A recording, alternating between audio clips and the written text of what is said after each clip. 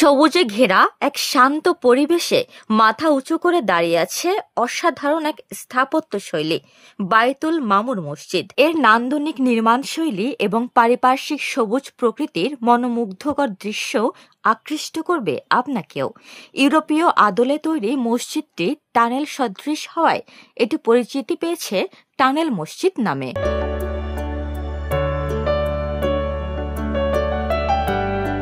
বায়তুল মামুর মসজিদটি লক্ষ্মীপুর সদর উপজেলার দালাল বাজার ইউনিয়নের মহাদেবপুর গ্রামে অবস্থিত। এর মধ্যেই মসজিদটির সৌন্দর্যে বিভোর মুসল্লি ও দর্শনার্থীরা।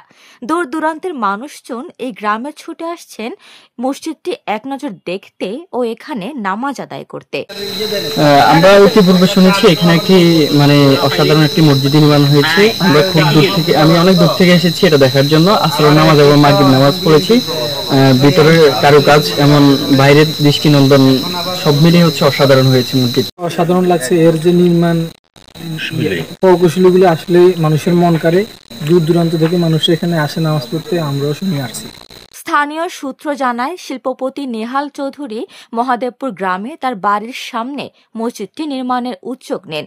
এই মসজিদে নেই কোনো ঐতিহ্যবাহী গম্বুজ, দেওয়ালের পরিবর্তে ব্যবহার করা হয়েছে কাঁচ।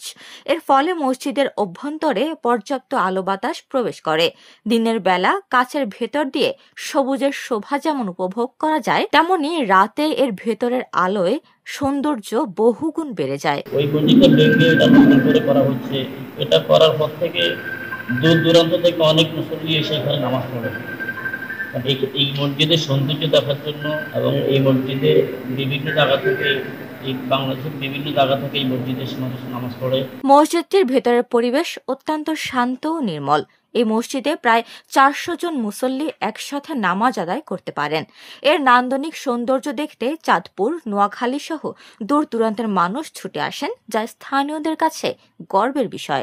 এই মসজিদটা একটা ছোট মসজিদ ছিল, মসজিদটা পুরানো হয়ে গেছে। ভাঙা প্রোগ্রাম নেওয়ার পরে এই বাড়ির দুজন লোক আছে, নেহাল চৌধুরী আর ওনার ভাই। ওনারা দুই ভাইয়ের একটা পরিকল্পনা করে ঢাকার থেকে ইঞ্জিনিয়ার আনি এই মসজিদটারে এই একটা আনকমন, আমরা বলছি না আমাদের একটা আনকমন মসজিদ দেওয়ার জন্য, ডিজাইন দেওয়ার জন্য। এই মসজিদটা করার পর ধরেন 2001 সাল থেকে কাম আরম্ভ হয়েছে আমাদের এই মসজিদ। এখনো বহুত দূর দূরান্ত মাইজি থেকে লোক আসে এখানে নামাজ পড়ছে। 7-8 হুন্ডা একসাথে আছে, 10-12 হুন্ডা 20 হুন্ডা একসাথে আছে এই মসজিদ দেখার জন্য, নামাজ পড়ার জন্য।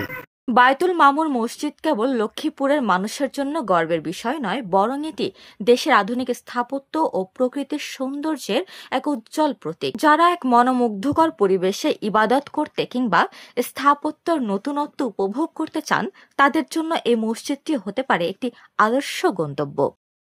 উপমা রায়, সোনালী নিউজ।